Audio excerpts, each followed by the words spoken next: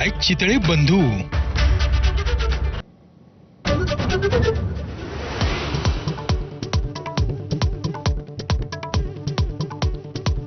सर्व मंत्र्यांनी पूरग्रस्त भागाचा दौरा करावा. मंत्रिमंडळ बैठकीत मुख्यमंत्र्यांच्या सूचना. ओल्या दुष्काळाचा सोडा, मदत कुठेच थांबवलेली नाही. ओला दुष्काळ जाहीर करण्याबाबत अजूनही स्पष्टता नाही.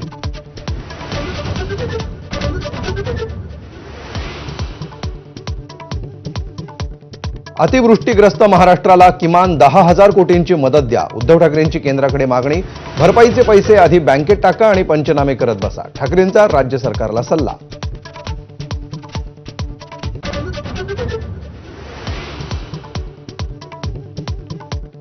धाराशिवमध्ये पाहणीसाठी गेलेल्या गिरीश महाजनांना अश्रू अनावर.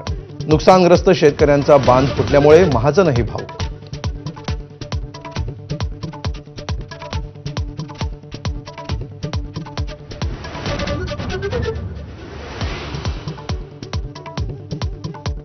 मराठवाड्यात तुफान पावसानं 8 जणांचा बळी. बीड धाराशिवमध्ये मदत कार्य सुरूच. जायकवाडी आणि माजलगावमधून विसर्ग वाढवल्यामुळे परभणीमध्ये लष्करी पथक बोलावलं.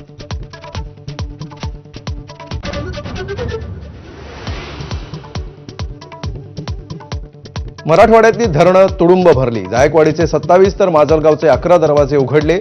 येलदरी धरणातूनही सर्व 10 दरवाजे उघडून पाण्याचा विसर्ग.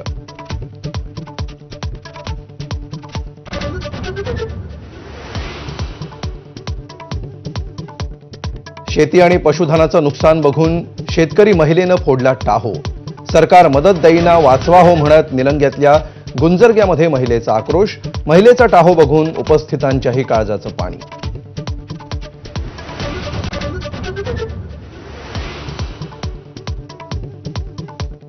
बीड जिल्ह्यात पावसाचा हाहाकार. माजलगावच्या सांडस चिंचोलीमध्ये नवजात बाळासह आईला एनडीआरएफनं वाचवलं.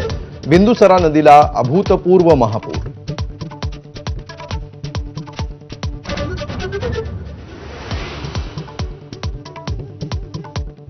सोलापूर जिल्ह्यातल्या अनेक गावांना पुराच्या पाण्यानं वेढलं. माढा तालुक्यामध्ये सीना नदीकाठची 16 गावं पाण्याखाली. सीना नदीमध्ये 2 लाख क्युसेकनं पाण्याचा विसर्ग.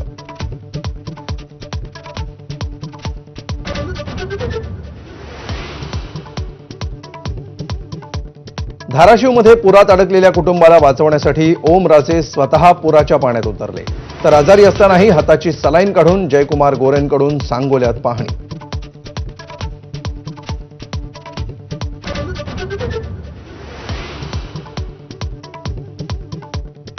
माजी क्रिकेटपटू युवराज सिंगची ईडीकडून चौकशी. बेकायदेशीर सट्टेबाजी ॲप प्रकरणी चौकशी.